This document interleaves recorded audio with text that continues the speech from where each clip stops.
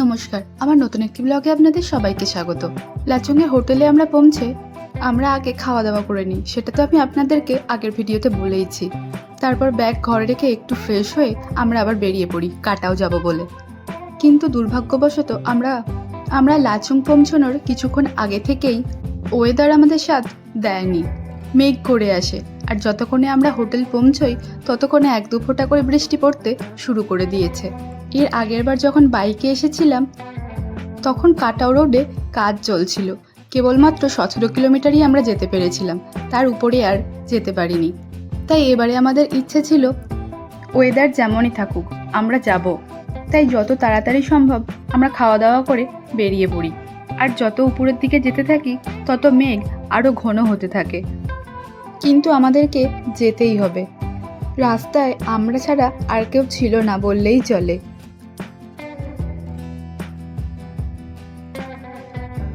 এই কাটাও রাস্তার প্রকৃতি ভাষায় বর্ণনা করা যাবে না।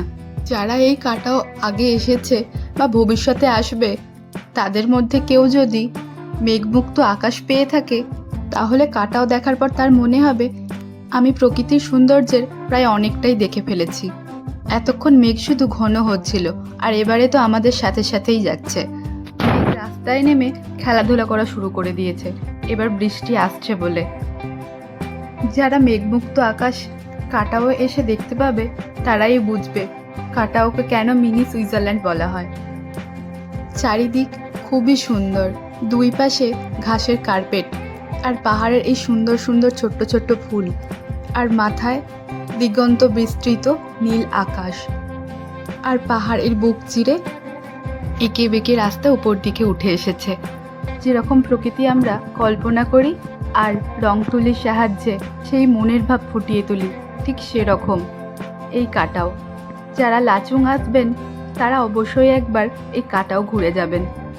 এই উপর থেকে লাচুং শহরটা দেখতে খুব সুন্দর লাগে, কিন্তু মেঘ থাকার কারণে আমরা দেখতে পাইনি।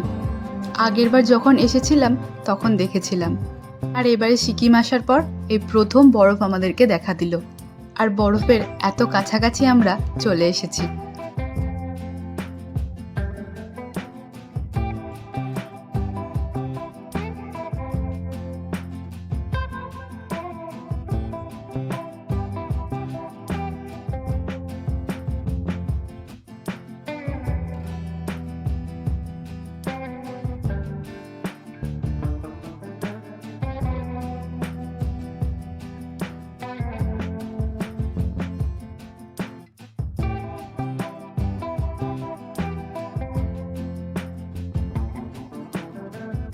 আমরা এখানে আসার কিছুক্ষণ আগেই অল্প বৃষ্টি এখানে হয়ে গিয়েছে, আর তখনও এক ফোঁটা করে পড়ছে।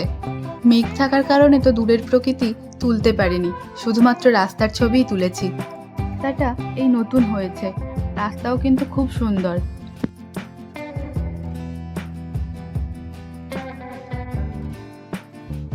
তবে কিছু কিছু জায়গায় ধস নামলে তো রাস্তা খারাপ থাকবেই। দুপাশে এরকম সুন্দর গাছ আর আকাশটা নীল, কত সুন্দর লাগতো, কিন্তু দুর্ভাগ্যবশত আমরা এবারে পাইনি সেটা। এখন বৃষ্টিটা হয়ে যাচ্ছে, এটাও একটা ভালো দিক, কালকে হয়তো নাও হতে পারে। কাল 0 পয়েন্ট যাব, সেখানেও যদি বৃষ্টি হয়। সৌভাগ্যবশত সেটা হয়নি আমাদের সাথে। আমরা বরফের আরও কাছে চলে এসেছি।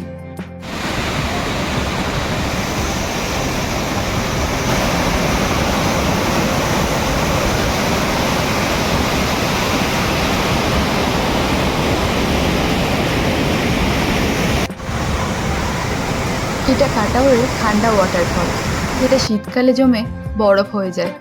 যতক্ষণে আমরা এখান পর্যন্ত আসি ততক্ষণে বৃষ্টি জোরে এসে গিয়েছে, তাই সবাই মিলে আমরা নামিনি। সুমন আর মা নেমেছিল শুধু। আর এটাও হরভজন সিংয়ের একটা মন্দির, আর্মিরাই এটা বানিয়েছে। পাশেই আর্মির ক্যাম্প রয়েছে। আর্মির ক্যাম্পের ভিডিও আমি করিনি, যেটা করা উচিতও না আমাদের।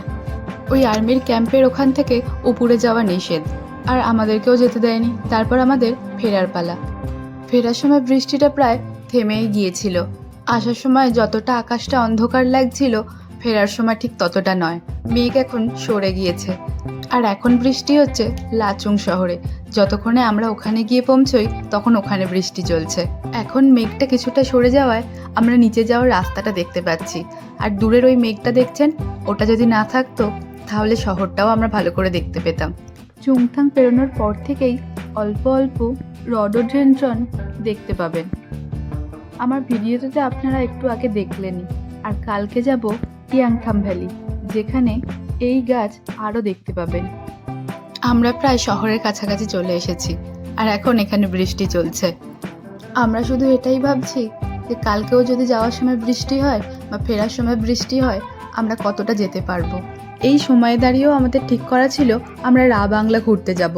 আর কাল আমাদের ইয়াংথাম 0 পয়েন্ট করার পর মাঙ্গান পেরিয়ে কোথাও থাকার কথা ছিল, যেখান থেকে রা বাংলা যেতে সুবিধে হবে।